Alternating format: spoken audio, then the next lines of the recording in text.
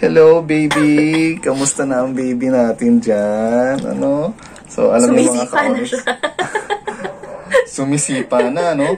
Put na mo yan, mga ka-onyx, ano? Sumisipa na raw, sabi ng ating mahal na Reyna. Baby, palakas ka dyan, ha? Kapit, no? Para lumusog at palakasin mo ang iyong katawan dyan, baby, no? At saka, wag mong pahihirapan si mami, no? Para makalabas ka ng malusog at maayos. Okay. Kamusta na? Good day and good vibes, mga ka-onyx.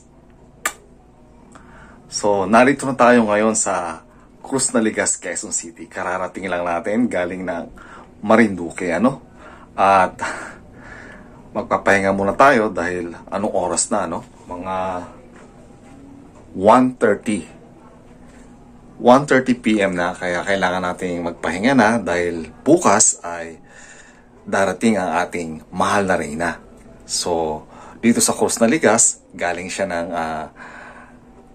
Antipolo Rizal dahil hindi siya nakapasok, ano, mga ka-onyx. Isang linggo siyang nag-bed rest dahil yun ang recommendation ng OB-GYN. Kaya bukas ay pupunta siya rito sa Cruz Naligas at makakita natin siya, makakasama natin siya, and of course yung ating mahal na baby, no? Namimiss ko na rin talaga sila, no? Lalo na ang ating mahal na Reyna, and of course yung ating baby, no? Gusto ko na rin siyang makausap, no? At maramdaman. So hintayin natin mga ka-onyx tomorrow, no? Kung ano yung ating magiging activities, no? Kasama ang ating mahal na Reyna at ang aming baby sa kanyang sinapupunan.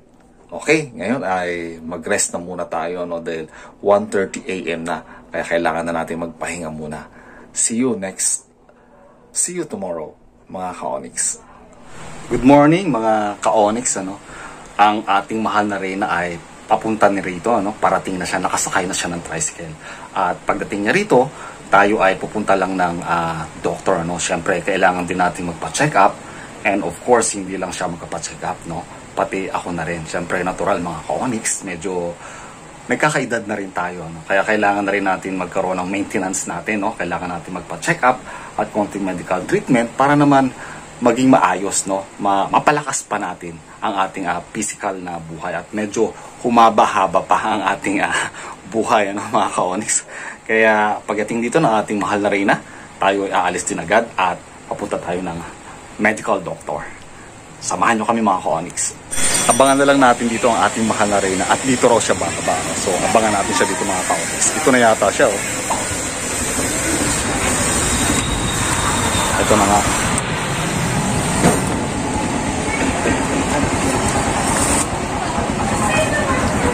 So, narito na kami, mga ka-onyx. Ano? Paakyat tayo ng bahay ulit natin. Narito na kami sa bahay, mga ka-onyx, ano, nakaakyat na kami at aalis na rin kami kaagad. Yun nga lang, no, medyo sinisinat yata ang ating mahal na Reyna. Kumusta pakiramdam? Sinisinat ako. Medyo sinisinat lang ng konti, ano, pero kailangan naming magpunta sa medical doctor para ayusin o magpa-check up. Mismo kami dalawa din, ano, samahan nyo kami. Nakasakay na kami ng tricycle, mga ka-onyx. Siguro 10 minutes, nandun na kami sa medical center. Dito lang rin sa Quezon City. Dito sa may Matalimos, sa likod lang ng Quezon City Hall.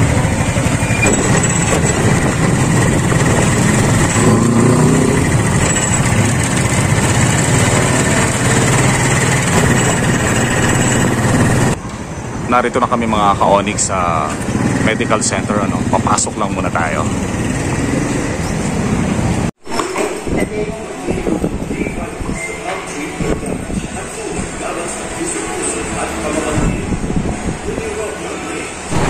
Ayan, mga ka-onyx, no, nakalabas na tayo ng medical center at papunta tayo ngayon dito sa Mercury at bibili tayo ng gamot natin. Kasama natin ang ating mahal na Reyna. Ayan.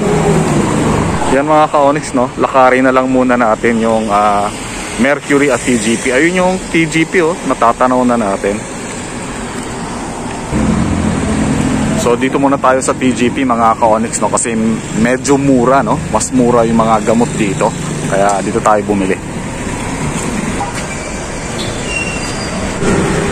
Tapos na tayo sa TGP mga ka-Onyx, ano? Dito naman tayo pumunta sa Mercury. Wala yung ibang gamot sa TGP, kaya dito natin bibilin sa Mercury yung ibang mga gamot ng ating mahal na Reyna, ano?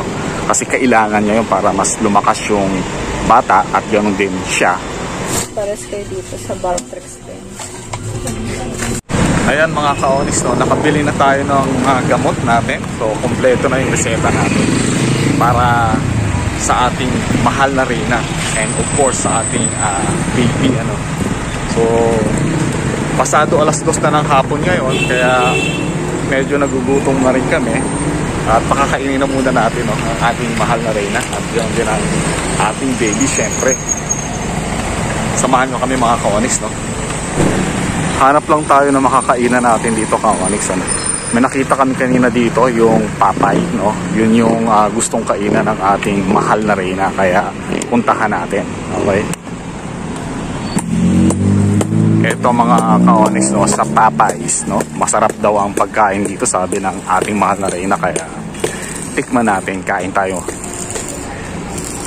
Kain muna tayo mga ka-Onyx.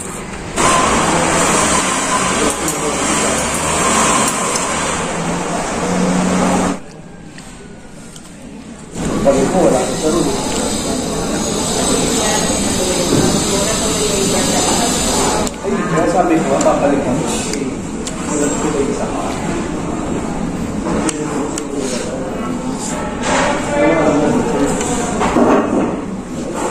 Ayan mga ka-Onyx, ano, nabusog tayo ng sobra. So maraming salamat sa ating mahal na Reyna, ano, at pinatikim niya tayo sa Papay. Sakay na tayo ng tricycle pabalik ng Cruz na Ligas. So si Kuya yung maghahatid sa atin, ano.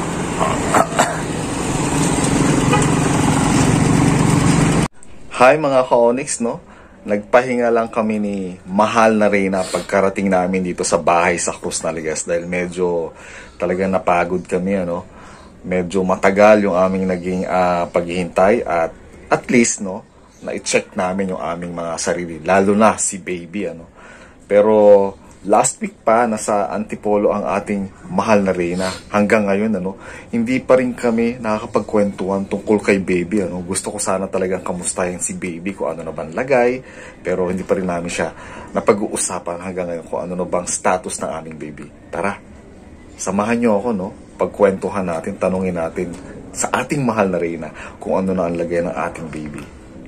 Let's go. Ayan mga ka-Onyx, ano, medyo nagmerienda muna ang ating mahal na Reyna, no. Pinakain niya muna yung ating mahal na baby, kaya ito, kumain siya ng bayabas, ano. Actually, itong bayabas na to ka-Onyx, ano, kahapon ay kinuha ko to, no, doon sa bahay ni Keisha, sa lote ng bahay ni Keisha. Hindi ko lang naipakita sa inyo, no, may mga bunga din yung puno ng bayabas doon, no. Ito yung nakuha natin, 3 bayabas, at yung isa nga ay kinain na ng ating mahal na Reyna. So actually paborito niya itong bayabas na to mga ka-Onyx, no. Kaya naalala ko kahapon at nasarapan siya sa bayabas na dala natin sa San Jose Occidental, Mindoro. Kaya pinitas ko na yung mga naiwang bunga, kaya ito siya, nakain niya na. At meron pa siyang mangga, no. Talagang hindi niya pinababayaan yung aming mahal na baby. So sa kasalukuyan ay ito ang ating mahal na Reyna, no. Nagmimerienda siya para lumakas ng konti, no, lumakas sa kanyang katawan, at syempre para palakasin ang ating baby na nasa kanyang sinapupunan. May sipon. Ayan, no, ito na yung pagkakataon natin mga ka-Onyx, ano, para naman makamusta natin ang ating mahal na baby sa sinapupunan ng ating mahal na Reyna. So, kumusta ba? Kumusta yung ating tawag dito? Yung ating check-up, no, nung nasa Antipolo kayo tsaka kanina. Ano bang status ng ating hello baby? Kamusta na ang baby natin dyan? Ano? So, alam niyo mga ka-Onyx, sumisipa na, no? Put na mo yan, mga ka-Onyx, ano? Sumisipa na raw, sabi ng ating mahal na Reyna. Baby, palakas ka dyan, ha? Kapit, no? Para lumusog at palakasin mo ang iyong katawan dyan, baby, no? At saka, wag mong pahihirapan si mami, no? Para makalabas ka ng malusog at maayos. Okay. Kamusta na nga pala ang balita? Ang haggard, charot. Hindi, ano na siya. Baling this week ay 9 weeks na siya. 9 Weeks. weeks na, mga ka-Onyx, no? Parang kailan lang, no? 6 weeks ngayon, 9 weeks na agad. Malaki na siya. Malaki na siya. Malaki Hindi, na. yung last na update ng OB ay, kung last time, 114/120 yung heartbeat niya. So, Okay. since 9 weeks na siya, ang heartbeat niya na ngayon ay 178. So, pataas na daw yun hanggang 200 something yung heartbeat pag ganong weeks na yung baby. Normal so, ba? sabi ni Doc, normal daw yun yung ganong heartbeat. Pagka ganun yung heartbeat. Healthy siya. Salamat naman, mga ka-Onyx. Yung lagi ang pinangangambahan ko, sabi ko baka kulang yung heartbeat. Mabuti naman at ganun yung status, no? Yung update ng ating mahal na baby sa sinapupunan ng ating mahal na Reyna. So, ano pa yung ibang updates na tungkol kay baby? Makakainom ba ito ng gamot? Dami niyang vitamins. Okay. Marami na siyang vitamins. Tapos, yun lang, sobrang lang siyang maselan kasi nag-spotting ako pag matagal akong nakatayo, maglakad. So, kaya nire-require ako ng OB na mag-bed rest. Yun, mga ka-Onyx, ano? So, 2 weeks na. Last week ako bed rest. Tapos, ngayong week, isang week pa. Baka kailangan pa talaga kasi nahihirapan pa rin ako pag matagal akong nakatayo. Kasi nararamdaman ko siya. Nagka-cramps yung puson ko. Okay, kaya mga ka-Onyx, no, ang ating mahal na Reyna, bed rest siya within 2 weeks, no? Last week, hindi na siya nakapasok ng opisina. So, walang sweldo, no? Pero may sweldo naman, pero nakain yung kanyang leave credits, ano? Then, this week, ay magli-leave ulit siya, no? Para maalagaan ng gusto yung aming baby, no? Sinusiguro lang namin, no? Sinasiguro lang ng ating mahal na Reyna na hindi bibitaw yung aming baby. Kasi ang sabi nila, mga ganitong age, no? Prone na, no? Sa pagka, ang tawag dito? Miscarriage, no? Miscarriage, o ang tawag, no? Pagkalaglag ba? Yung Pag 2 months daw. pag 2 months, no? Dapat as in, alagaan. Kasi siya yung parang sobrang tricky, siya, months. Okay. Para sa pregnancy. May tawag doon eh. Ano na nga ba yun? Nakalimutan ko na yung nakukunan. Yun. Ano naman? Naalala mo na, nakukunan. So, yun mga ka-Onyx, no? Prone sa mga nakukunan, no? Yung mga ganong age, mga 2 months, no? Prone sa nakukunan. Kaya, yun yung advice ng ating OB na dapat alagaan ng maigi. Lalo na for these months, no? Weeks ng aming baby. So, kaya, kailangan mag-leave muna para sigurado, no? Na kumapit at nakakapit na si baby bago pa man magtrabaho muli o bumalik muli sa trabaho. So, maraming salamat, mga ka-Onyx, at healthy at ligtas yung ating baby. Normal, no? Yung heartbeat ng ating baby. So, dininig rin ng Diyos yung ating panalangin na maging normal yung ating baby. Ayan mga ka-Onyx, no? Magluluto lang ang ating mahal na Reyna ng adobong atay, no? Yan yung kanyang gustong kainin ngayon, kasi wala sa panlasa niya ang isda at iba pang mga ulam. Parang sinusukan niya yata, kaya ito yung matipuhan niyang lutuin at kainin namin ngayon dinner, no? Adobong atay ng manok. Ayan mga ka-Onyx. Walang mantika.